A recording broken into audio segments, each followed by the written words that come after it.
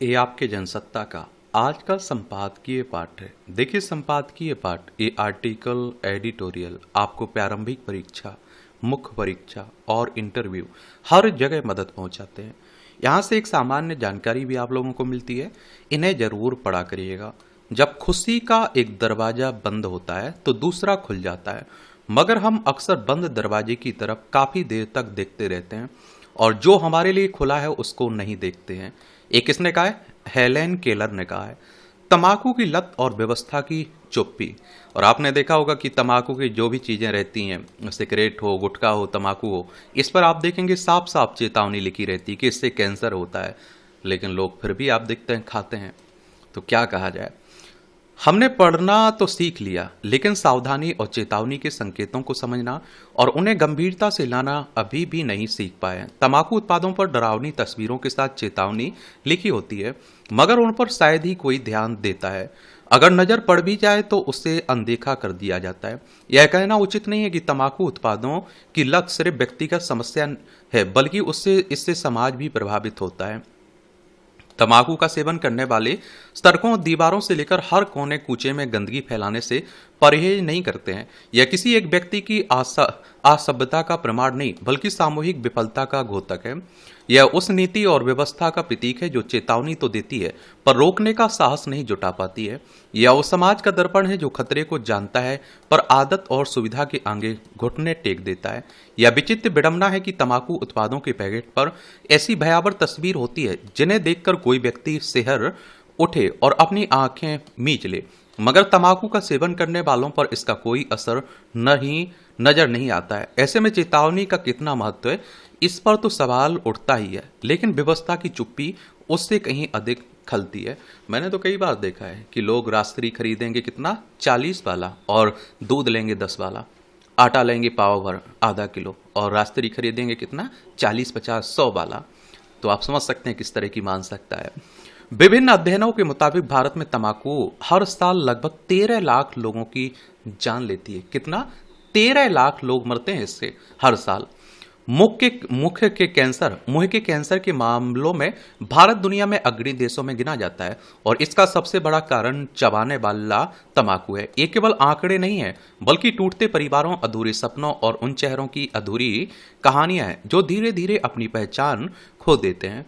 सरकारी अस्पतालों के कैंसर बोर्ड में भर्ती हर वह आदमी जो स्वयं को देखने से बचता है और मात्र एक मरीज नहीं है, वह उस पूरे तंत्र की विफलता को दर्शाता है जो बरसों तक उसे सस्ता नशा उपलब्ध कराता रहा है, पर उससे बाहर निकलने का कारगर रास्ता नहीं दे सका। सिनेमा हॉल में दिखाए जाने वाले तंबाकू निषेध संबंधी विज्ञापनों को याद किया जा सकता है, और इसके दृश्य इतने वितृष्णापूर्ण होते हैं कि हम असहज होकर आंखें फेर लेते हैं। यानी हम जिस सच्चाई को एक क्षण नहीं देख पाते हैं, उसी सच्चाई को कुछ लोग अपने नियमित जीवन में जीते रहते हैं। सवाल है कि जब परिणाम इतने गंभीर हैं तो तंबाकू उत्पादों पर रोक क्यों नहीं लगाई जा रही है? क्या इन उत्पादों पर चेतावनी चस्पा कर देना ही पर्याप्त है? और क्या इस तरह की चेतावनी का जमीनी स्तर पर कोई असर हो भी रहा है? यह स्थिति किसी ऐसे जहर की बोतल जैसी है जिस पर स्वास्थ्य के लिए हानिकारक की चेतावनी तो लिखी है, फिर भी उसे सहजता से खुले बाजार में बेचा जा रहा है। क्या उत्तरदायित्व की निर्वाह का यही एक औपचारिक तरीका है कि चेतावनी चस्पा कर दीजिए और फिर सब कुछ समान रूप से चलने दीजिए? तंबाकू उत्पादों के प्रति आकर्षण सावधानी से रचा गया एक भ्रम है, ऐसा भ्रम जो इसके रंगीन पैकेट और सुगंधित स्वाद की थोती छवि में छिप जाता है। यही वजह है कि इसकी सामाजिक स्वीकारता बनी हुई है।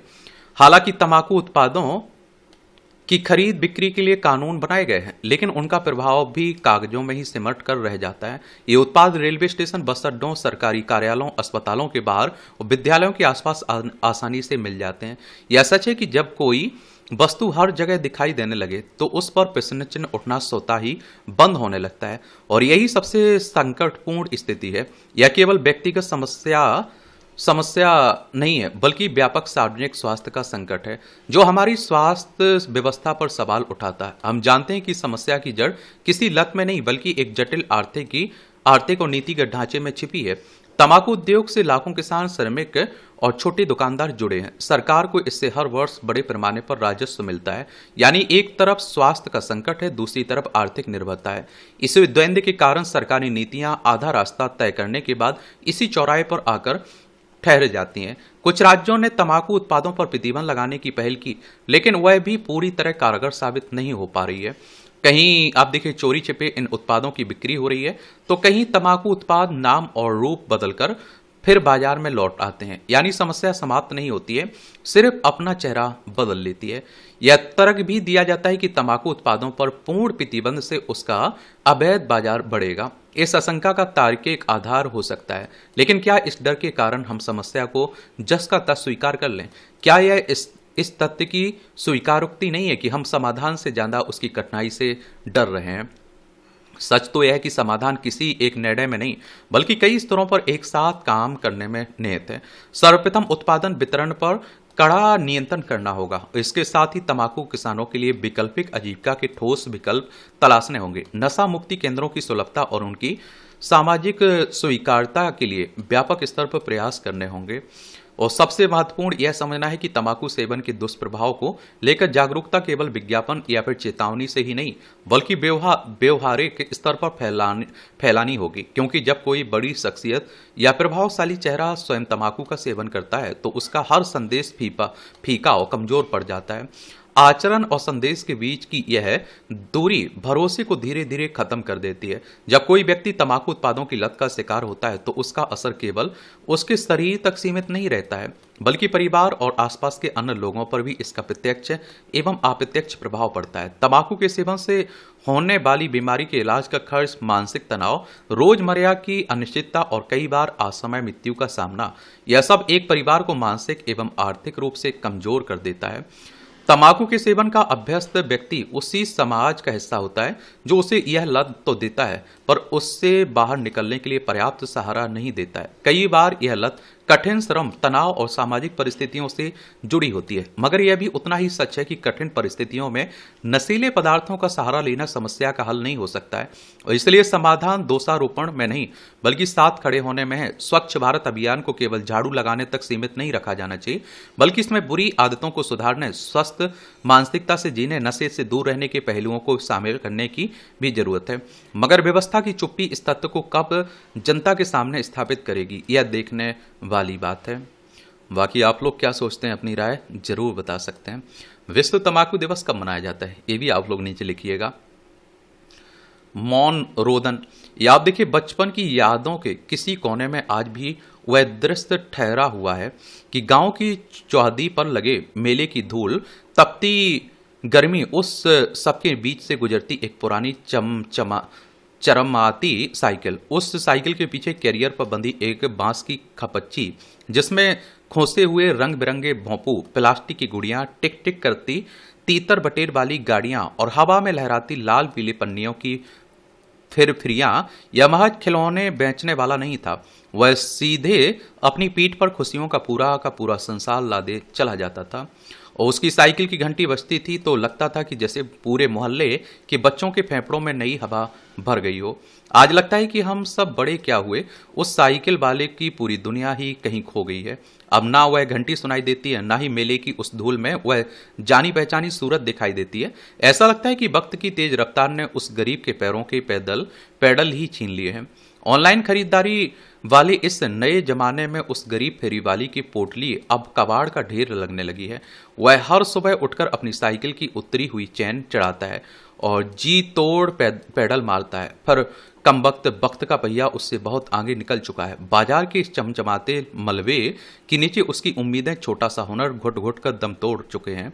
लोग सच ही कहते हैं कि भूखे भजन ना होए गोपाला, पर यहाँ तो पूरी जिंदगी ही भूख का अंतहीन भजन बन गई है।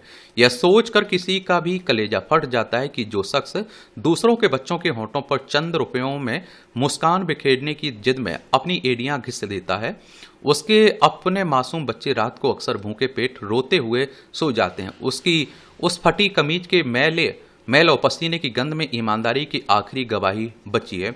जिसे यह बेविरहम दुनिया देखना ही नहीं चाहती है। मेले का मतलब कभी होता है रिश्तों का मिलना, खुशियों का साझा होना, और लेकिन अब मेले भी कॉरपोरेट हो गए हैं। बड़े बड़े पंडाल के टिकट वाले झूले और वीआईपी पास के बीच उस साइकिल वाले को बाहर से ही खदेड़ दिया जाता है। डांट सुनकर सिर्फ उसकी साइकिल पीछे नहीं हटती, बल्कि उसका आत्मसम्मान भीतर तक लहूलुहान हो जाता है। वह अपनी ढीली पड़ चुकी चप्पल की को घसीटता हुआ सिर झुकाए किसी किसी पेड़ की छांव में जा खड़ा होता है। उसकी वह लाचारी, उसका वह मौन विलाप देखकर आसमान का कलेजा भी कांप उठता है होगा। उसने कभी किसी से भीख नहीं मांगी, उसने तो बस अपने पसीने की बूंदों से खिलौने सींचे थे। पर इस बेरहम दुनिया ने उसे उसकी ईमानदारी का यही सिला दिया है। ऐसा लगता है कि वह सिर्फ एक खिलौने बेचने वाला नहीं, बल्कि हमारी गुजर चुकी मासूमियत का आखिरी कफन है, जो धीरे धीरे मैला हो रहा है। हम जितने आधुनिक हो रहे हैं उतने ही कसाई होते जा रहे हैं। हमें तरस आता है भूख के जानवरों पर। हम सोशल मीडिया पर संवेदनाओं के समंदर बहा देते हैं, पर सामने खड़े उस जीते जागते मरते हुए इंसान की सिसकी हमारे कानों तक नहीं पहुंचती है। उसकी साइकिल का वह जर्जर ढांचा जिसका हैंडल अब मुड़ चुका है और जिसकी गद्दी फटकर रुई उगल रही है, ठीक उसकी जिंदगी का आईना है। और वह हर रोज सुबह एक नई जंग के लिए निकलता है, यह जानते हुए कि इस बाजार में उसकी हार पहले से ही तय है। अब तो गलियों में उसकी आवाज भी जैसे घुट घुट कर रह गई। पहले उसकी एक हाथ पर पूरा मोहल्ला जीवंत हो उठता था, अब उसकी आवाज कलाई घड़ियों के अलार्म और मोबाइल की रील के शोर में कहीं दफन हो गई हैं। लोग अपने घरों के ऊंचे दरवाजे और खिड़कियां बंद कर लेते हैं ताकि बाहर की धूल और वह दरिद्रता भीतर ना आ सके।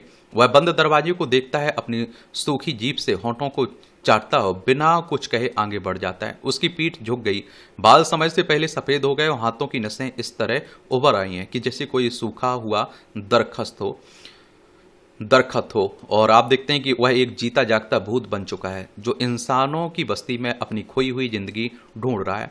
आखिर में जब वह इतिहास के पन्नों से पूरी तरह गायब हो जाएगा तब शायद हम उसे याद करें, लेकिन तब तक बहुत देर हो चुकी होगी। हमने अपनी तरक्की की बेदी पर एक बेहद मासूम ईमानदार वजूद की बलि चढ़ा दी होगी। और जब भी कभी किसी पुरानी अलमारी से वह धूल खाती हुई प्लास्टिक की फिरी मिले तो यह सोचने की जरूरत है कि इसे बेचने वाले के घर में उस दिन दिया चला था या नहीं। वह साइकिल वाला कोई कहानी का पात्र नहीं है, वह हमारी आंखों के सामने दम तोड़ती हुई एक संस्कृति है जिसकी मौत पर ना कोई मातम मनेगा और ना कोई आंसू बहाएगा। बस हवा में उसकी साइकिल की वह आखिरी घंटी कहीं गूंजकर हमेशा हमेशा के लिए खामोश हो जाएगी और हम अपनी सजी धजी दुनिया में मगन रहेंगे, यह भूलकर कि किसी का पूरा वजूद हमारी बेरुखी की भेंट चढ़ गया। ये सब आपने भी देखा होगा, आपके मोहल्लों में भी, गांव में ये सब आते थे, अब तो सब गायब होते जा रहे हैं। ये छोटी छोटी टिप्पणियां हैं, पढ़ना हो तो पढ़ सकते हैं। इसकी पीडीएफ आपको एजुकेशन सर्कल प्लेटफॉर्म है ना टेलीग्राम पर, वहाँ डाल दी जाती है, तो वहाँ से जाकर आप लोग डाउनलोड भी कर सकते हैं।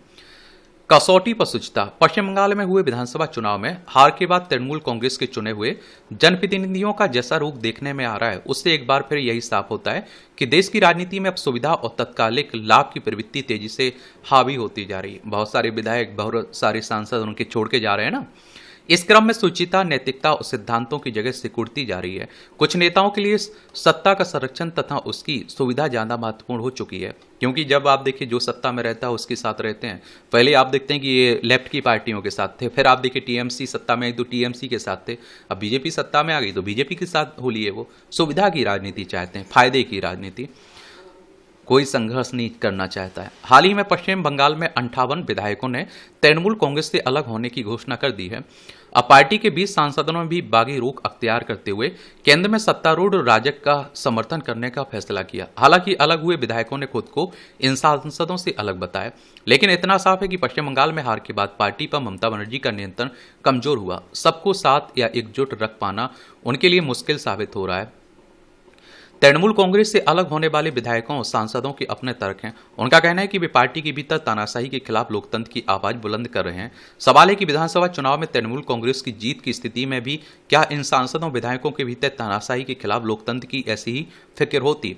लोकतंत्र के लिए इस तरह की चिंता तभी क्यों सामने आती है जब चुनाव में किसी पार्टी की हार हो जाती है? यूं देश के लोकतांत्रिक ढांचे में किसी नेता को यह अधिकार है कि एक पार्टी में शामिल होने या उससे अलग होने के बारे में वह खुद क्या तय करता है। इस लिहाज से देखें तो तृणमूल कांग्रेस से अलग होने वाले विधायकों सांसदों के अलग अलग समूह का पार्टी से नाता तोड़ना कोई आश्चर्यजनक बात नहीं है, मगर यही जब सत्ता के साथ जुड़े रहने की सुविधा से जुड़ जाते हैं तो लोकतांत्रिक अधिकारों के साथ साथ कुछ सैद्धांतिक जिम्मेदारियों से जुड़े सवाल भी खड़े होते हैं। यह बेवजह नहीं कि अलग होने वाले सांसदों को तृणमूल कांग्रेस की ओर से यह चुनौती दी गई कि अगर उनके लिए सिद्धांत और नैतिकता की कोई अहमियत है तो उन्हें इस्तीफा देकर फिर से चुनाव जीतकर आना चाहिए। पिछले कुछ वर्षों से मजबूत सैद्धांतिक असहमति के बिना भी अपनी मूल पार्टी से अलग होने की एक विचित्र रिवायत सी बनती चली जा रही है और कई नेता जिस पार्टी से उसकी नीतियों के प्रति अपनी आस्था जाहिर कर जनता से समर्थन मांगते हैं और चुनाव में जीत हासिल करते हैं, उसे एक झटके में छोड़ देने में उन्हें कोई हिचक नहीं होती है, बशर्ते अपेक्षिता ज्यादा लाभ और सुरक्षा का आश्वासन मिले। करीब 4 वर्ष पहले महाराष्ट्र में सिर्फ सत्ता के लिए शिवसेना से अलग हुए गुट ने अपने प्रतिद्वंदी पार्टी के साथ खड़ा होना ज्यादा बेहतर समझा था। विडंबना यह है कि चूंकि दल बदल कानून के तहत 2/3 सदस्यों के अलग होने को तकनीकी तौर पर गलत नहीं माना जाता है, इसलिए ऐसे नेताओं के सामने कोई अड़चन पेश नहीं आती है। पश्चिम बंगाल की विधानसभा चुनाव में हार के बाद तृणमूल कांग्रेस के भीतर जिस तरह की उथल पुथल चल रही है वह भारतीय राजनीति में जड़ पकड़ चुकी ऐसी राजनीति का एक और उदाहरण है, जिसमें नीतियां सिद्धांतों के आधार पर मतदाताओं का समर्थन तथा स्वच्छता पर आधारित लोकतांत्रिक परंपरा की उम्मीद बेईमानी हो जाती है। क्या हो जाती है? बेईमानी। ये आप देख लीजिए, पश्चिम बंगाल है, कोलकाता इसकी राजधानी आपको देखने को मिल जाएगी। और RN रवि यहाँ के मुख्यमंत्री क्या है? राज्यपाल हैं। मुख्यमंत्री कौन बन चुके हैं? शुभेंदु अधिकारी। आप देखें, शुभेंदु अधिकारी भी पहले TMC में हुआ करते थे, ममता बनर्जी की पार्टी में। इसकी सीमा आप देखिए उड़ीसा, झारखंड, बिहार, सिक्किम, असम से लगती है। अंतर्राष्ट्रीय सीमा नेपाल, भूटान, बांग्लादेश 3 देशों से लगती है। यहाँ विधानसभा में 294 सीटें हैं, राज्यसभा में 16 सीटें हैं, लोकसभा में 42 सीटें हैं, 88,752 वर्ग किलोमीटर में फैला हुआ है। कुछ समय पहले आम आदमी पार्टी में टूट नहीं हुई थी, उनके राज्यसभा 7 राज्यसभा सांसद छोड़ के बीजेपी ज्वाइन कर लिए हैं। और आप लोगों को मालूम होगा कि पहले राज्यसभा सांसद क्या पंजाब में किस तरह का हंसी मजाक है लोकतंत्र का, आप सोच के देखिए। बीजेपी के 2 विधायक हैं पंजाब में, उनके राज्यसभा में कितने मेंबर हैं? 6 मेंबर हैं, यानी एक राज्यसभा मेंबर जिताने के लिए उनके पास वोट नहीं है, विधायक नहीं है, लेकिन फिर भी 6 सांसद मिल गए उन्हें, क्योंकि वो आम आदमी पार्टी छोड़ के बीजेपी ज्वाइन कर चुके हैं। और आप देखेंगे उनमें से अशोक मित्तल को आप जानते हैं, और किसे? और राघव चड्ढा को तो आप लोग जानते ही होंगे, नहीं जानते हैं?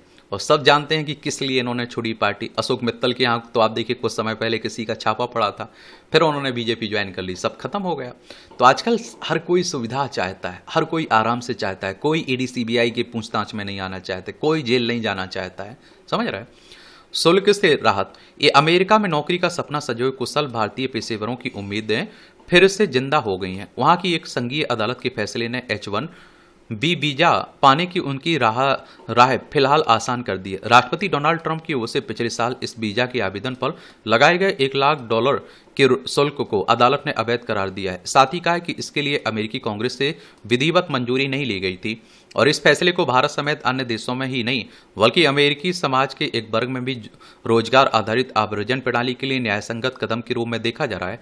यह बात छिपी नहीं कि कुशल वैश्विक प्रतिभाओं का अमेरिका की प्रौद्योगिकी, स्वास्थ्य सेवा एवं उन्नत विनिर्माण क्षेत्रों में महत्वपूर्ण योगदान रहा है और यह H1B वीजा से ही संभव हो पाया है।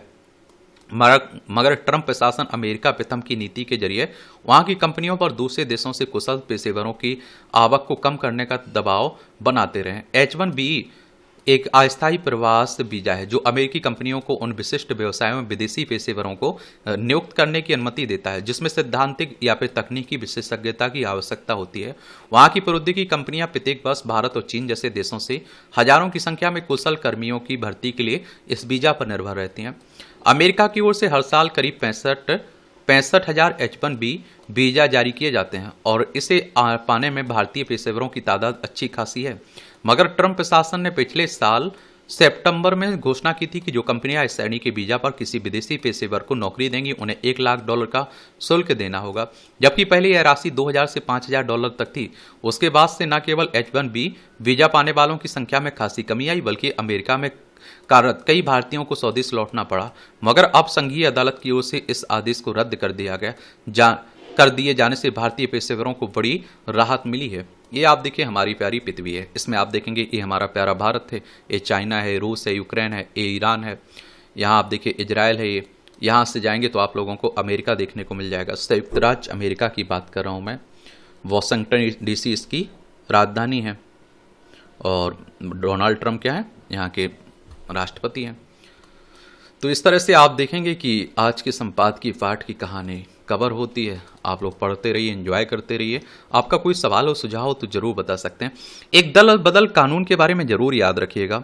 दल बदल विरोधी कानून है ना जो, ये 52वें संविधान संशोधन यानी कि 52 संविधान संशोधन के द्वारा 1985 में आया था। 10वीं अनुसूची जोड़ी गई थी और इसका उद्देश्य था चुने हुए प्रतिनिधियों को व्यक्तिगत लाभ या पद के लालच में रातों रात अपनी पार्टी बदलने से रोकना था। लेकिन 2/3 जो सदस्य हैं वो छोड़ सकते हैं, तो ये इसमें बना हुआ है। यदि किसी राजनीतिक दल के कम से कम 2/3 सदस्य एक साथ किसी अन्य पार्टी में शामिल होते हैं तो इसे दल बदल नहीं माना जाएगा। ऐसे सदस्यों की संख्या सदस्यता रद्द नहीं होगी। इसलिए तो आप देख रहे हैं कि विधानसभा में 2/3 सदस्य ही छोड़ते हैं और लोकसभा में भी, वरना उनकी सदस्यता नहीं चली जाएगी। धन्यवाद।